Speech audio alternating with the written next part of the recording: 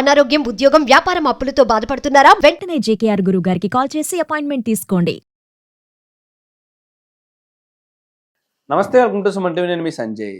రీసెంట్గా ఢిల్లీ హైకోర్టు రెస్టారెంట్లపై, హోటళ్లపై ఆగ్రహం వ్యక్తం చేయడం జరిగింది. ఢిల్లీలో హోటల్స్, రెస్టారెంట్స్ చూసుకుంటే మనం తినే ఆహార పదార్థాలపై అదనంగా సర్వీస్ ఛార్జెస్ అని ఇలాంటి అదనపు ట్యాక్సులని విధించడం అనేది జరుగుతుంది. అసలు మనం తినే తిండిపై అదనంగా ఎలాంటి చెల్లిస్తున్నాం, ఎలాంటి విధంగా మనం మోసపోతున్నాం అనే విషయాలపై ఈరోజు చర్చించడానికి ఈరోజు మనతో పాటు ఉన్నారు తెలంగాణ హైకోర్టు అడ్వకేట్ వెంకట శెట్టి గారు. సార్తో మాట్లాడి కొన్ని విషయాలు తెలుసుకుందాం. నమస్తే సార్. నమస్తే సార్. సార్, చూశారు కదా, ఢిల్లీ హైకోర్టు అనేది ఢిల్లీలోని రెస్టారెంట్లపై, హోటళ్లపై ఆగ్రహం వ్యక్తం చేయడం జరిగింది. వాళ్ళు సర్వీస్ ఛార్జెస్ అని రకరకాల అదనపు ట్యాక్సెస్ అని విధిస్తున్నారని తెలుస్తుంది. అసలు ఏంటి అదనపు రుసుములు, అసలు ఏంటి అదనపు ట్యాక్సులు, ఎలాంటి ట్యాక్సెస్ మనం అదనంగా చెల్లిస్తున్నాం అంటారు వీటిపై? ఫస్ట్ ఆఫ్ ఆల్ మనం ఇన్సిడెంట్ గురించి మాట్లాడుకుంటే, ఏదైతే ఢిల్లీ హైకోర్టులో ఫైల్ చేసినప్పుడు, ఏదైతే అప్పీల్కి వెళ్ళినప్పుడు, సో ఏదైతే ఈ హోటల్ యాజమాన్యం మొత్తం అందరూ కూడా, అసోసియేషన్ మొత్తం కూడా వాళ్ళకి కౌంటర్ అనేది వేయడం జరిగింది. ఏమని అని అంటే, ఇది మేము ఏదైతే ఛార్జెస్ చేస్తున్నామో అది రీజనబుల్ ఛార్జెస్ అన్నట్లు ఒకటి వేసుకోవడం జరిగింది. ఇక్కడ ఏంటి అని అంటే, ఒక రెస్టారెంట్ అనే కాదు, లేదు అని అంటే ఎవ్రీథింగ్ ఏదైనా, ఇన్ కేస్ ఒక ఫుడ్ కోర్ట్ అయినా కానీ, మాల్ అయినా, ఏదైనా కూడా వాళ్ళు ఒక ఫుడ్ సర్వ్ చేస్తున్నప్పుడైనా కానీ, వాళ్ళు మనకు ఒక సర్వీస్ ఇస్తున్నప్పుడైనా కానీ, దాంట్లో ప్రాఫిట్ మార్జిన్ అంతా పెట్టుకొని మనకు సర్వీస్ అనేది ఇవ్వడం జరుగుతూ ఉంటుంది. సో ఇప్పుడు నేను ఇది ఎందుకు చెప్తున్నానంటే, ఇప్పుడు మనం మాట్లాడే ఈ రెస్టారెంట్ ఇష్యూ కూడా వాళ్ళు ఏదైతే ఒక 20 రూపీస్ బాటిల్ మీద 80 రూపీస్ ఛార్జ్ చేయడం జరిగింది. ఎంఆర్పి 20 రూపీస్ ఉంటే దాన్ని 80 రూపీస్ ఛార్జ్ చేయడం జరిగింది అనమాట. సో అది లీగాలిటీలో అది కన్సిడర్ చేయరు. బికాస్ ఎందుకు అని అంటే, దీనికి కన్స్యూమర్ యాక్ట్ అని చెప్పి సపరేట్ యాక్ట్ కూడా మనకు ఉండడం జరిగింది. అండ్ అదే కాకుండా మనకి 2017లో కూడా సెంట్రల్ గవర్నమెంట్ అనేది ఒక అమెండ్మెంట్ కూడా ఇవ్వడం జరిగింది. ఏదైతే ఈ రెస్టారెంట్స్ కానీ, హోటల్ కానీ ఏదైతే ఎంఆర్పి కంటే అదనంగా ఛార్జ్ చేస్తే వాళ్ళ మీద యాక్షన్స్ తీసుకోమని చెప్పేసి 2017లో కూడా చెప్పడం జరిగింది. అండ్ మనం ఈ ఇష్యూ గురించి కంప్లీట్ గా మాట్లాడుకుంటే, ఢిల్లీ హైకోర్టు మూడు విధాలుగా చెప్పింది అనమాట. 3 విధాలుగా మనకి ఛార్జెస్ అనేది వేయడం జరుగుతుంది అని చెప్పి ఇవ్వడం జరిగింది. కన్స్యూమర్ మీద, ఏదైతే మన మీద, కస్టమర్ మీద 3 రకాలుగా ఛార్జెస్ వేయడం జరుగుతుంది. ఏంది అని అంటే, చాలా మంది హోటల్ ఎమ్యూనిటీస్ చూసి అండ్ చాలా బాగుంది కదా, అండ్ చాలా రిచ్ గా ఉంది కదా, ఏదైతే ఒక రిచ్ లుక్, సో ఇవన్నిటిని చూసి దానికి కూడా వీళ్ళు ఛార్జ్ చేయడం జరుగుతూ ఉంది. అండ్ అదే కాకుండా ఫుడ్ మీద, ఫుడ్ సర్వ్ చేసినందుకు కూడా వాళ్ళు మన దగ్గర ఎక్స్ట్రా తీసుకోవడం జరుగుతూ ఉంది. ఫుడ్ ఛార్జ్ చేస్తారు, సర్వీస్ ఛార్జ్ కూడా ఇస్తున్నారు. అండ్ ఏదైతే మనకు సర్వ్ చేసినందుకు.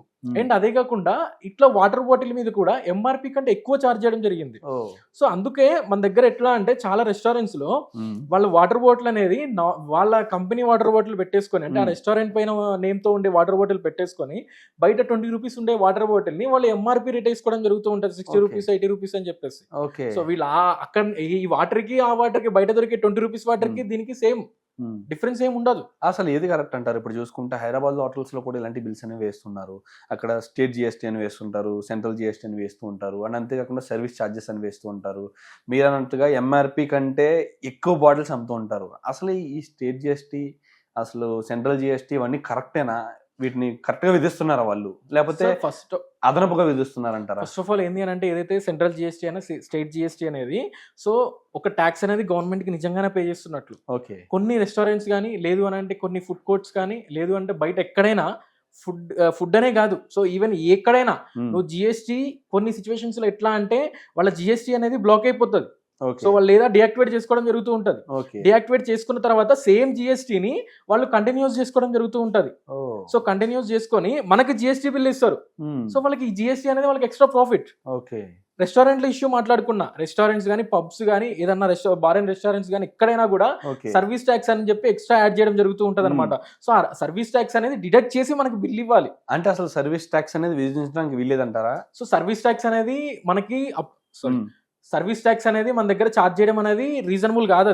అది సో అది ఇల్లీగల్ యాక్టివిటీ అనమాట. సో దాన్ని వాళ్ళు కంపల్సరీ దాన్ని డిడక్ట్ చేసి బిల్ వేయాలన్నమాట. సో బట్ చాలా మంది ఏంటంటే తెలియకుండా సర్వీస్ ట్యాక్స్ కూడా పే చేస్తూ ఉంటారు. బట్ సర్వీస్ ట్యాక్స్ అనేది ఎక్కడ మనం పే చేయాల్సిన అవసరం లేదు. సో నేను చెప్పాను కదా ఇందాక, 2017లో వచ్చిన అమెండ్మెంట్ ప్రకారం, 2017లో ఏదైతే సెంట్రల్ గవర్నమెంట్ ఇచ్చిన అమెండ్మెంట్ ప్రకారం ఏ ఒక్క రెస్టారెంట్లు కానీ, లేదు అంటే హోటల్ కానీ సర్వీస్ ట్యాక్స్ అనేది విధించడానికి వీల్లేదన్నమాట. సో అది ఆల్రెడీ ఉంది ఆ రూల్. సో చాలా మంది సర్వీస్ ట్యాక్స్ కొంతమంది డిడక్ట్ చేయమంటారు, కొంతమంది తెలియక అంతే కట్టేస్తూ ఉంటారు అనమాట. అండ్ ఈ వాటర్ బాటిల్స్ విషయానికి వస్తే దాన్ని ఎలా చూడాలంటారు? మీరు అన్నట్టుగానే ఎంఆర్పి కంటే ఎక్కువ విధిస్తున్నారు. అసలు మనం హోటల్కి వెళ్ళిన తర్వాత బయట దొరికే కూల్ డ్రింక్ లోపల 20 రూపీస్ ఉంటే లోపల 40 ఉంటుంది, లేకపోతే 50 ఉంటే 60 ఉంటుంది. మీరు అన్నట్టుగా ఎంఆర్పి కంటే ఎక్కువ ఛార్జ్ చేస్తున్నాం మనం, ఎక్కువ కట్టవలసి వస్తుంది. అసలు దీనికి ఎలాగా యాక్షన్ తీసుకోవచ్చు అంటారు? వాళ్ళపై ఎలాగా ఇది చేయొచ్చు అంటారు? సో ఫస్ట్ ఆఫ్ ఆల్ ఏంటి అని అంటే ఎంఆర్పి రేట్ కంటే ఎక్కువ అనేది మన దగ్గర ఛార్జ్ చేయకూడదు. అండ్ ఇన్ కేస్ ఒకవేళ సేమ్ వాటర్ బాటిల్ మీద 80 రూపీస్ ప్రింట్ చేసి కనుక నేను 80 రూపీస్ ఉంది దీని మీద అని చెప్పి 80 రూపీస్ ఛార్జ్ చేయడానికి కూడా వీల్లేదు. బికాస్ ఎందుకంటే బయట కిన్లీ వాటర్ బాటిల్ కానీ బిస్లరీ కానీ 20 రూపీస్ దొరుకుతుంది. నీ బ్రాండ్ మీద నువ్వు 80 రూపీస్ పెట్టినావు. సో ఆ వాటికి డిఫరెన్స్ ఏంది మెన్షన్ చేయాలి దాంట్లో. అండ్ అబ్సల్యూట్లీ వీళ్ళు కూడా మాక్సిమం రీటైల్ ప్రైస్ అనేది గవర్నమెంట్ అనేది విధిస్తుంది. అసలు వీళ్ళ ప్రోడక్ట్ ఎంత ఖర్చు అవుతుంది అనేది అంతా క్యాలిక్యులేట్ చేసుకుని ఇంత లాభం వేసుకుని మాక్సిమం రీటైల్ ప్రైస్ ని వాళ్ళు నిర్దేశిస్తున్నారు. కానీ ఆ ప్రైస్ ని కొట్టేసి వీళ్ళు ఇష్టానుసారం ప్రైస్లు వేసుకోవడం ఎంతవరకు న్యాయం, దాన్ని ఏ లీగాలిటీలో పరిగణించవచ్చు, అసలు వాళ్ళపై ఎలాంటి యాక్షన్స్ తీసుకోవచ్చు? ఫస్ట్ ఆఫ్ ఆల్ మనం రెస్టారెంట్ల గురించి మాట్లాడుకుంటే సార్, గవర్నమెంట్ ఎక్కడ పెట్టలేదు అనమాట చికెన్ బిర్యానీ ఇంత పెట్టాలా లేకపోతే స్టార్టర్స్ ఇంత పెట్టాలి అని లేదు. వీళ్ళు ఏంది అని అంటే అక్కడున్న ఎమ్యూనిటీస్ ని బట్టి అక్కడున్న వే ఆఫ్ కొంచెం రిచ్ లుక్ ఏమన్నా క్రియేట్ చేసేసుకొని వాటికి బయట 250 రూపీస్ దొరికే బిర్యానీని వీళ్ళు 500కి అమ్మేస్తాడు. Exactly sir. అంటే అక్కడ టేస్ట్ ని బట్టి వాటి డిమాండ్ బట్టి కూడా వాళ్ళు ఛార్జ్ చేస్తున్నారు. అది వాళ్ళ ప్రోడక్ట్ కాబట్టి మనం అడగలేకపోవచ్చు. కానీ ఈ బాటిల్ స్పెషల్ ఏం చేయొచ్చు అంటారు? సార్ ఏదైనా ఒకటే సార్, నేను ఇప్పుడు ఇదే చెప్తున్నాను. బికాస్ ఎందుకు అని అంటే నువ్వు 20 రూపీస్ పెట్టి బయట అదే వాటర్ ని నువ్వు ఇక్కడ ఓన్లీ లేబుల్ అండ్ అదే కాకుండా ఆ బాటిల్ ని చేంజ్ చేసి నువ్వు దాని మీద 80 రూపీస్ పెడుతున్నావు. దానికి దీనికి డిఫరెన్స్ ఏముంది? సో బయట 20 రూపీస్ వాటర్ బాటిల్ కి నీ 80 రూపీస్ వాటర్ బాటిల్ కి ఏమన్నా క్యాలరీస్ ఎక్కువ వస్తుందా, లేదు అంటే అన్నిట్లో తాగితే ఏమన్నా గనక వ్యాధులు ఏమన్నా తగ్గుతాయా, అవన్నీ నువ్వు మెన్షన్ చేయాలి. అవన్నీ ఎవరు చెప్పరు అనమాట. అండ్ అదే కాకుండా ఎవరు అడగరు. సో అందుకే ఇట్లాంటివన్నీ పెరిగిపోతూ ఉన్నాయి. మనం మీరు అన్నట్లు ఏంటి అని అంటే ఇంకొకటి నార్మల్ గా లోపల జరిగే ఫుడ్ ఐటమ్స్ కూడా ఇష్టం వచ్చినట్లు ఛార్జ్ చేస్తూ ఉంటారు కదా. సో ఆల్రెడీ నువ్వు అక్కడ ప్రాఫిట్ మార్జిన్ పెట్టుకున్న తర్వాత నువ్వు ఎక్స్ట్రా సర్వీస్ ట్యాక్స్ వసూలు చేయొద్దు అనే ఇప్పుడు చెప్పేది. నువ్వు ఆల్రెడీ నువ్వు ఫుడ్ మీద ఏదైతే సేల్ చేస్తున్నావో దాని మీద ప్రాఫిట్ మార్జిన్ చూసుకునే సేల్ చేస్తున్నావు. దాని మీద నువ్వు ఎక్స్ట్రా మళ్ళీ సర్వీస్ ట్యాక్స్ యాడ్ చేస్తున్నావు అని అంటే నువ్వు కస్టమర్ని లూట్ చేస్తున్నట్లే కదా. సో ఆ విధంగా దాన్ని పరిగణించి ఏదైతే ఈ కన్స్యూమర్ యాక్ట్ ప్రకారం ఇది లీగాలిటీలో పరిగణించరు అని చెప్పేసి దీని మీద ఏదైతే మన ఢిల్లీ హైకోర్టు అనేది ఇవ్వడం జరిగింది. అని సార్ ఇప్పుడు మీరు చూసుకుంటే కన్జ్యూమర్ యాక్ట్ త్రూ మనం అనేది కేసులు ఫైల్ చేయడం అనేది ఎందుకు, మనం ఇదంతా తలనొప్పి ఎందుకు, ఏదో సరదాగా వచ్చాం హోటల్కి తిన్నామా సరదాగా గడిపామా ఇంటికి వెళ్ళిపోయామన్న ధోరణిలో ఆలోచిస్తుంటారు. కానీ దీన్ని మనం ఖండించాలంటారా? అసలు ఖండించాల్సి వస్తే ఎలా కేసు ఫైల్ చేయాలంటారు? ఫస్ట్ ఆఫ్ ఆల్ ఏంటంటే సార్ కంపల్సరీ ఖండించాలి. బికాస్ ఎందుకు అని అంటే కొంతమందికి వెళ్ళాలి ఎన్నో సంవత్సరాల నుంచి రెస్టారెంట్కి వెళ్ళి తినాలి అని ఉంటుంది. ఏదైతే మిడిల్ క్లాస్ ఫ్యామిలీ కానీ లోయర్ మిడిల్ క్లాస్ ఫ్యామిలీస్ కానీ ఒక మంచి రెస్టారెంట్కి వాళ్ళ పిల్లల్ని తీసుకొని వెళ్ళి తినిపియాలని కానీ ఇవన్నీ ఉంటాయి. సో వీటి వల్ల వీళ్ళు ఏదైతే ఇష్టం వచ్చినట్లు ప్రైజెస్ పెంచుతూ ఉన్నప్పుడు నీ దగ్గర అమౌంట్ ఉంది కాబట్టి నువ్వు ఖండించావు కాబట్టి నువ్వు వెళ్ళి తింటున్నావు. వీటి వల్ల ఏదైతే లోయర్ మిడిల్ క్లాస్ వాళ్ళకి చాలా ఎఫెక్ట్ పడుతుంది కదా. మనం ఎప్పుడైతే ఖండిస్తూ ఉంటామో ఆటోమేటిక్గా రీజనబుల్ ప్రైసెస్ వస్తాయి. అండ్ అదే కాకుండా లోయర్ మిడిల్ క్లాస్ కానీ అప్పర్ మిడిల్ క్లాస్ ఎవరైనా కూడా డేర్ చేసి వెళ్ళి తినడం జరుగుతూ ఉంటుంది. అక్కడికి వెళ్ళడం, అక్కడికి వెళ్ళి విజిట్ చేయడము, అక్కడ ఉన్న ఎమ్యూనిటీస్ని వాళ్ళు ఎంజాయ్ చేయడము. అండ్ అదే కాకుండా ప్రతి ఒక్క పిల్లలకు ఉంటుంది కదా, వాళ్ళ పిల్లలకి గట్టిగా లగ్జరీగా ఎవరైనా ఫుడ్ తినిపించాలి అని చెప్పేసి, లేదు అంటే ఒక లగ్జరీ ఈవెంట్కి తీసుకెళ్లాలని చెప్పేసి అవన్నీ ఉంటాయి. సో ఇష్టం వచ్చినట్లు బయట ఉన్న రీజనబుల్ ప్రైసెస్ అనేది బయట నుంచి తీసుకొచ్చేసుకొని ఎక్కువ ఛార్జ్ చేస్తానంటే ఆ ఎఫెక్ట్ అనేది లోయర్ మిడిల్ క్లాస్ వాళ్ళ మీద పడుతుంది. సో ఈ సిచ్యువేషన్ ఆలోచించుకొని కంపల్సరీ ఎవరు ఖండిస్తే రేపు పొద్దున వాళ్ళ మీద ఎఫెక్ట్ పడదు. అండ్ అదే కాకుండా ఇట్లాంటి వేరే వాళ్ళు కూడా స్టార్ట్ చేయరు అనమాట. సో ఇవాళ 80 రూపీస్ చేసిండు, వేరే వాడు 120 పెడతాడు. ఖచ్చితంగా కన్జ్యూమర్ కోర్టులో ఇలాంటి కంప్లైంట్స్ అనేవి రైజ్ చేయాలంటారు.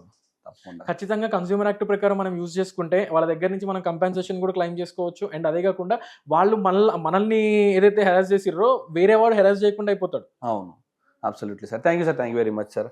అండ్ చూసారు కదా గైస్, ఇలాగ మనకి తెలియని ట్యాక్స్లని, జిఎస్టీలని, స్టేట్ జిఎస్టీలని, సెంట్రల్ జిఎస్టీలని, సర్వీస్ ట్యాక్స్లని, అండ్ అంతేకాకుండా వాళ్ళ ఎమ్యూనిటీస్ కానీ ఇష్టం వచ్చినట్టు రెస్టారెంట్లలో వీళ్ళు రుసుములు అనేది చెల్లిస్తూ ఉన్నాం మనం. అండ్ అంతేకాకుండా అదనపు ఛార్జెస్ కూడా వాళ్ళు వేస్తూ ఉన్నారు. అసలు ఇందులో లీగాలిటీస్ ఇవన్నీ చూసుకుని ఉంటే అసలు ఏ జిఎస్టీ కట్టాలి, ఎలాంటి ట్యాక్సెస్ కట్టాలి, ఇవన్నీ ఒక కన్జ్యూమర్ తెలుసుకుంటే, అలాంటి వినియోగదారులు అనేది తెలుసుకుని ఉంటే ఇలాంటి ప్రోడక్ట్స్ అమ్మే వాళ్ళు మాత్రం మనల్ని మోసం చేయకుండా ఉంటారు. అండ్ అంతేకాకుండా అక్కడ అమ్మే ప్రోడక్ట్లపై ఎంఆర్పి కంటే ఎక్కువ ధరను చేసి అమ్మడం కూడా అది చట్టరీత్యా నేరం. ఇలాంటి సంఘటనలు ఎదుర్కొన్నప్పుడు మాత్రం ఖచ్చితంగా మీరు కన్జ్యూమర్ యాక్ట్ అన్నది ఇలాంటి కేసెస్ అనేది ఫైల్ చేయాల్సిందిగా కోరుతున్నాను. Thank you very much.